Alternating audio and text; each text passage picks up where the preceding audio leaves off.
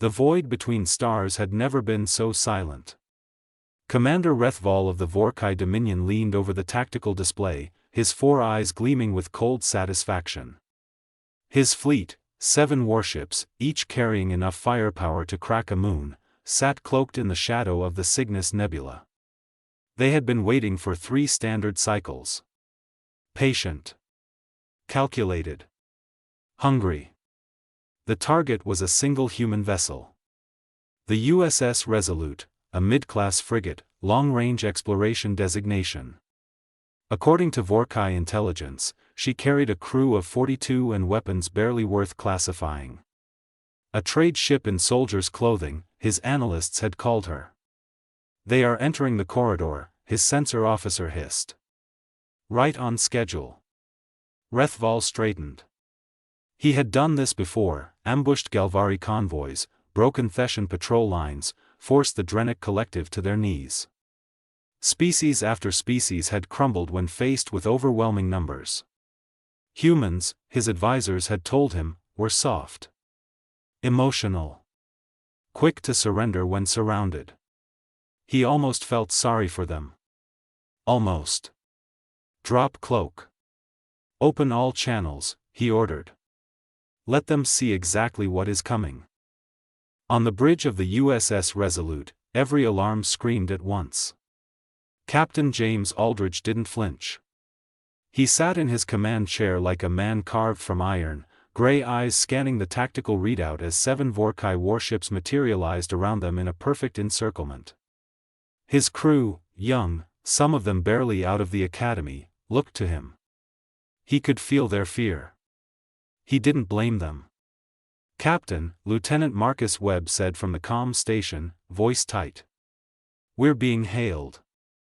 Put it through. Rethval's angular face filled the view screen.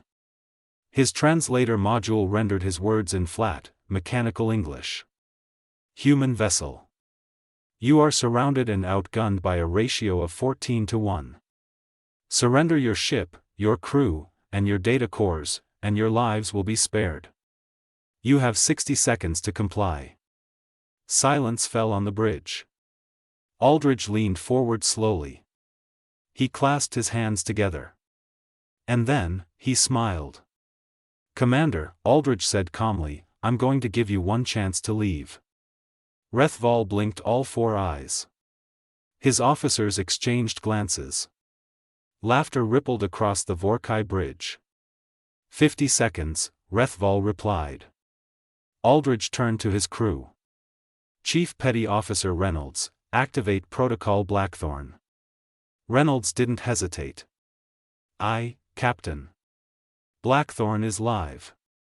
What Vorcai intelligence had failed to report, what no species outside humanity knew, was that the USS Resolute was not a standard frigate. She was a prototype. Deep inside her hull, behind 3 layers of classified shielding, sat an experimental weapons platform developed jointly by DARPA and the United Earth Naval Corps. The program had no public name. Crew called it the Coffin Maker. It had never been used in live combat. Today was its first field test. Chief Reynolds pulled the activation sequence. Across the ship, power rerouted. Lights dimmed. The hum of the engines shifted, lower, deeper, like a growl building in the throat of something ancient and enormous. Rethval watched his sensors. His smile faded. Commander, their energy readings are impossible, the science officer whispered. The Resolute was generating more power than all 7 Vorcai warships combined. Time's up, Aldridge said quietly. The Resolute moved. Not away, forward. She punched straight through the encirclement at a velocity that made Vorcai evasion protocols useless. Paired rail-lance cannons, each capable of sustained hypervelocity fire, opened up simultaneously on 2 flanking destroyers. The rounds traveled at a fraction below light speed. The Vorcai ships didn't explode dramatically. They simply ceased. Torn apart at the molecular level before their crews registered what had happened. The remaining 5 ships scattered. It didn't matter. Lieutenant Commander Diana Reeves at the helm was already calculating intercept vectors. The Resolute rolled hard to port, launched a spread of smart torpedoes, each one independently tracking, each one burning on adaptive fuel that could correct mid-flight, and chased the fleeing warships across 50,000 kilometers of open space. 2 more ships gone in under a minute. Rethval screamed orders. His bridge was on fire. His flagship took a direct rail-lance strike to the engine core and went dark, spinning helplessly into the nebula. 3 ships remained. They broadcast surrender signals, every frequency, every language protocol they had. Aldrich stared at the screen for a long moment.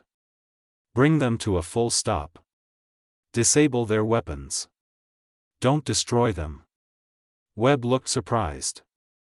Sir? We need them to go home, Aldrich said, standing from his chair. We need them to tell someone. 3 hours later, the surviving Vorcai ships limped back toward Dominion space, scarred, humiliated, and carrying a single recorded transmission from Captain James Aldrich. It was brief. To the Vorcai Dominion, and to any species considering hostility toward Earth or her vessels, what you witnessed today was not our full capability. It was a warning. We did not come to this galaxy looking for war. But understand this clearly, we are exceptionally good at it. Choose peace. There will not be another warning. Rethval, battered and barely conscious in his command seat, listened to the message play on repeat. He had expected surrender. He had found something far older, far harder, and far more terrifying than anything in Vorcai history. He had found humanity, cornered.